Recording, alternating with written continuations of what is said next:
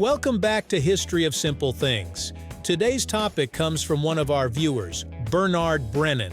Thanks for the suggestion. You asked, what is the difference between WD-40, 3-in-1 oil, and motor oil? If you've ever dealt with a squeaky door hinge, a rusty bolt, or even changed the oil in your car, you've probably come across at least one of these products. They all seem to do something similar. They're all associated with lubrication, and they're often found sitting side by side in garages and workshops. But despite their similar appearance, each one was created with a very different purpose in mind.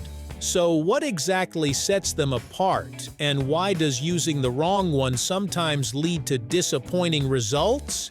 Stick around as we uncover the differences, right here, on History of Simple Things.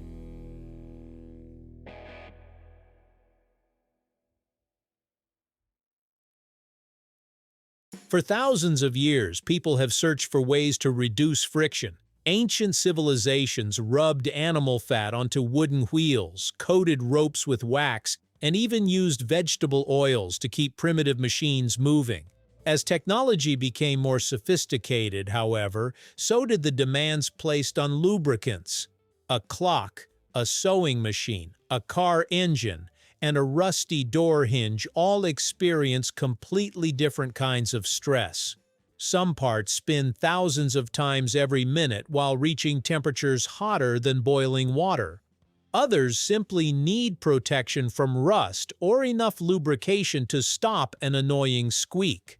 Engineers gradually realized that no single liquid could perform every one of these tasks equally well. Instead, different products were developed for different problems, each with its own carefully engineered formula. Although WD-40, 3-in-1 oil, and motor oil may all appear similar inside a bottle, they were never designed to solve the same problem. Their names don't describe a single family of products, but rather three different solutions to three different challenges.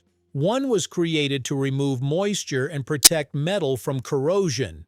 Another was designed as a lightweight lubricant for household tools and precision mechanisms. The third was developed to protect the complex interior of an automobile engine operating under extreme heat, pressure, and contamination. The fact that all three feel slippery often tricks people into believing they're interchangeable. In reality, what they leave behind, how long they remain effective, and the conditions they're designed to withstand vary dramatically. WD-40 was first developed in 1953 by the Rocket Chemical Company while working on a product that could prevent rust by driving moisture away from metal surfaces. In fact, its name stands for Water Displacement 40th Formula, because it reportedly took 40 attempts to perfect the recipe. While many people think of WD-40 as a lubricant, its greatest strength is actually as a penetrating fluid and water displacer. It creeps into tiny spaces, loosens rusted bolts, dissolves sticky residues, and leaves behind a thin protective film that helps slow corrosion. That thin film can temporarily reduce friction, which is why squeaks often disappear after spraying it. However, much of the product gradually evaporates, leaving only limited long-term lubrication. Unlike WD-40, 3-in-1 oil was created specifically to remain where it's applied. Introduced in 1894, it became popular for maintaining countless household mechanisms. Its name originally referred to its three advertised benefits: cleaning, lubricating, and protecting. Instead of penetrating deeply and evaporating, this light mineral oil forms a lasting lubricating film that continues reducing friction long after application. That's exactly what makes it suitable for moving metal parts that aren't exposed to the extreme temperatures found inside engines. It also helps prevent rust while minimizing wear on small mechanisms. However, because it lacks the specialized additives needed for combustion engines, it would quickly break down under the intense heat and pressure produced inside a running automobile. Motor oil has perhaps the toughest job of all. Inside a modern engine, moving parts can travel at thousands of revolutions per minute, while temperatures exceed 100 degrees Celsius, with certain components becoming even hotter. At the same time, the oil must carry away heat, suspend microscopic dirt particles, neutralize acids formed during combustion, reduce wear, prevent corrosion, resist foaming, and remain stable across both cold starts and high operating temperatures. That's why motor oil isn't simply refined oil. It contains a carefully balanced package of additives. Even the familiar labels like 10W30 describe how the oil flows in cold and hot conditions. Without this sophisticated chemistry, modern engines would wear out surprisingly quickly. Now the difference becomes clear.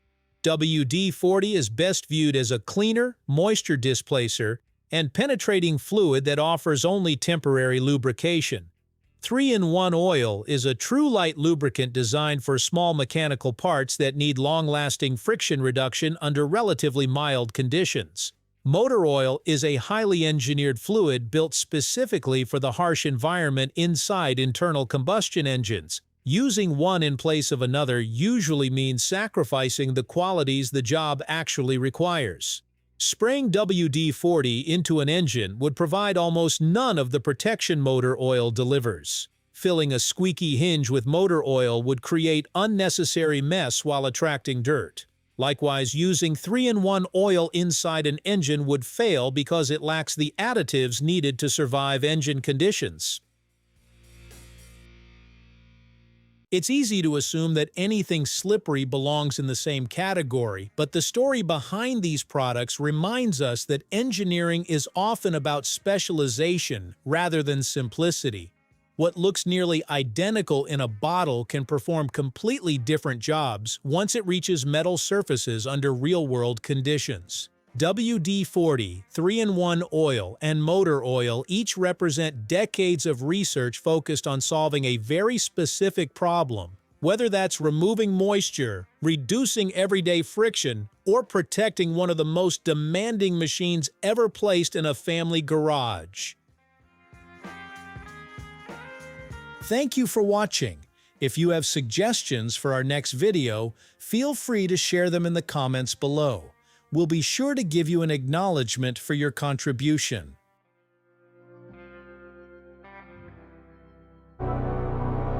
Thank you for joining us on this journey through the history of simple things. Don't forget to like, subscribe, and stay tuned for more stories woven through the smallest details.